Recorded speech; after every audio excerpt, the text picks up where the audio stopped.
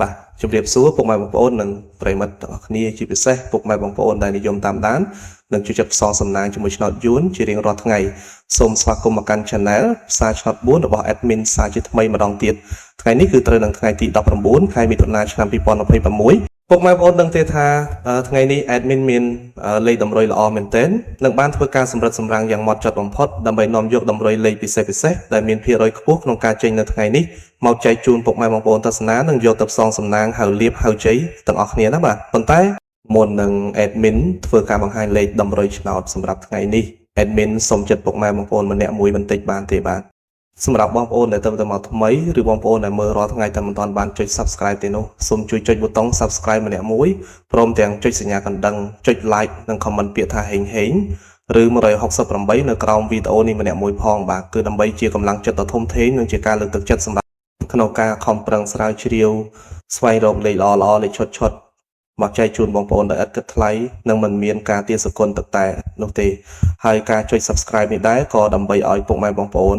អាចទទួលបានវីដេអូតម្រុយឆ្នោតមុនគេបង្កើនឱកាសដឹងលេខហេងមុនគេជារៀងរាល់ថ្ងៃផងដែរតោះបើចុចរួចរាល់ហើយកុំឲ្យខាតពេលវេលាដ៏មានតម្លៃយូរយើងទៅមើលលេខសំណាងថ្ងៃនេះទាំងអស់គ្នាចំពោះលេខត្រេង2ខ្ទង់សម្រាប់ប៉ុស A B C D ដែល Admin បានសម្រាំងទុកយ៉ាងស្អាតដោយឆ្លងកាត់ការផ្ទៀងផ្ទាត់ជើងលេខច្បាស់លាស់សម្រាប់ថ្ងៃនេះ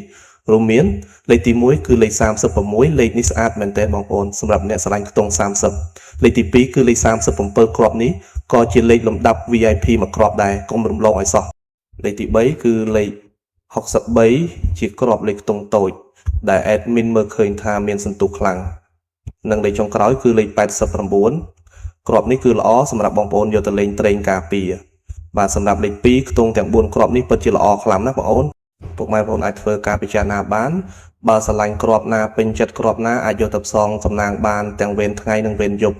ប៉ុន្តែ Admin តែងតែរំលឹក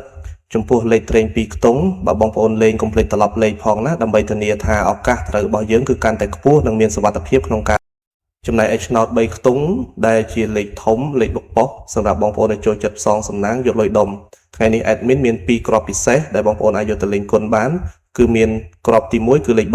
369គុណលេខនេះជើងរត់ស្អាតណាស់បងប្អូននិងគ្រាប់ទី2គឺលេខ986គុណជាលេខលំដាប់បុកប៉ុសដែលមិនគួររំលងឡើយរីឯសម្រាប់ពុកម៉ែបងប្អូនមួយចំនួនធំដែលចូលចិត្តលេងបែបការពារនិងធានាសុវត្ថិភាពខ្ពស់គឺការលេងលេខអុកខ្ទង់ថ្ងៃនេះ Admin សូមណែនាំជើងលេខអុក2ខ្ទង់ដែលមានសង្ឃឹមខ្លាំងជាងគេគឺ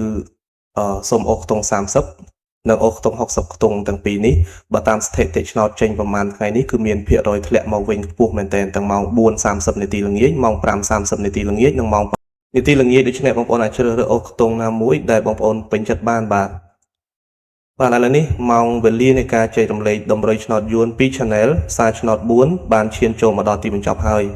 Admin សូមអរគុណរាល់ការទស្សនារបស់ពុកម៉ែបងប្អូនតាំងពីដើមរហូតដល់ចប់ជាចុងក្រោយ Admin សូមជូនពរដល់ពុកម៉ែបងប្អូនអរគ្នាឲ្យមានសំណាងល្អហេងទទួលបានលាភជ័យលុយហូរចូលដូចទឹក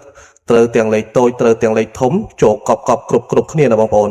បាទសូមជម្រាបលានិងជួបគ្នានៅវីដេអូថ្ងៃស្អែកជាបន្តទៀតជាមួយ Admin ដដែលសំណាងល្អទាំងអស់គ្នាណាបាយបាយ